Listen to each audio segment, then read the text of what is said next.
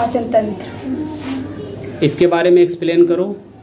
पाचन जटिल बड़े पदार्थ को सरल पदार्थ में बदलने की क्रिया को पाचन कहते हैं। पाचन अपचय क्रिया होती है, ये रासायनिक प्रक्रिया होती है।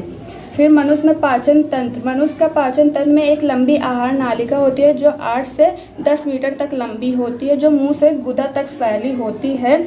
इसमें विभिन्न प्रकार के अंगों में निम्न प्रकार से भोजन का पाचन होता है। मुख में पाचन। मुंह में दांत छोटे छोटे कणों को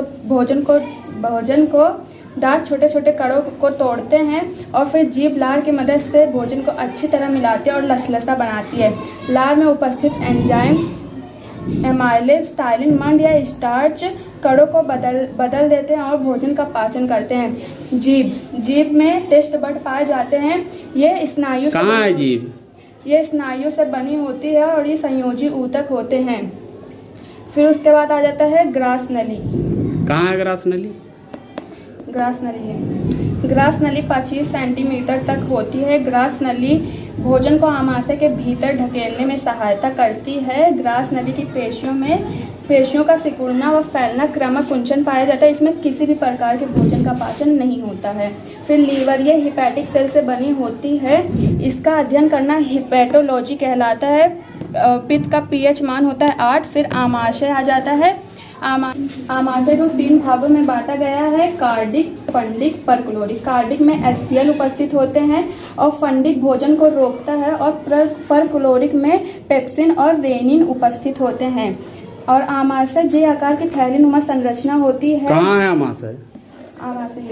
आमाशय जे आकार की थैलीनुमा संरचना होती है। जब भोजन आमाशय में प्रवेश करता है तो जठर ग्रंथियां उत्तेजित होकर जठर रस स्रावित करने लगती हैं। जठर रस में 97.99% जल, श्लेष्म में एचसीएल और पेप्सिन एंजाइम होते हैं। छोटे बच्चों में रेनिन का अभाव ज्यादा होता है, वह दूध का पाचन करता है। जैसे बच्चे बड़े हो जाते हैं वह रेनिन खत्म होते जाता है। एचसीएल के उपस्थिति के कारण जठर रस अम्लीय होते हैं। अम्ल का एचसीएल का निम्न कार्य है। एचसीएल भोजन को सड़ाने से रोकता है और कठोर भाग में घोलता है। ग्रहणी में पित्त रस एवं अग्नाशय रस भोजन में मिलते हैं।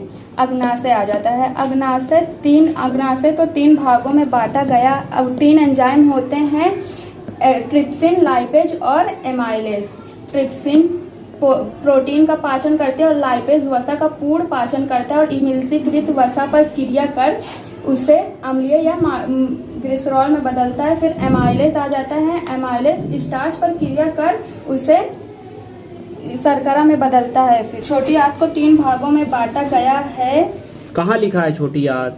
यहाँ पर लिखा कहाँ है? हाँ।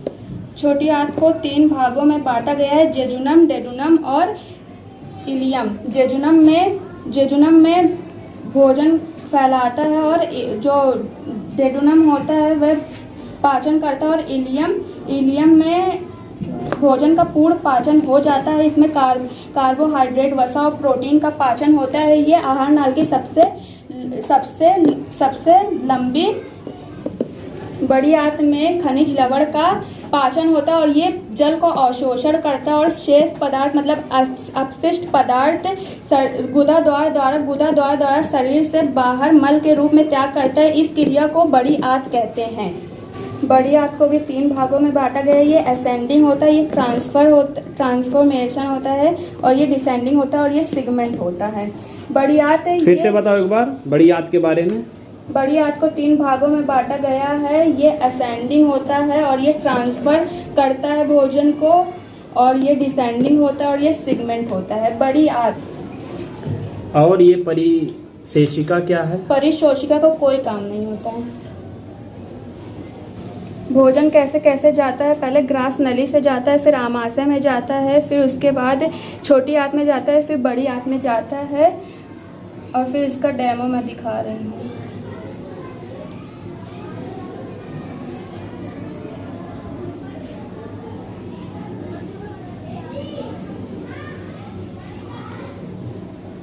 वेरी गुड, बहुत बढ़िया।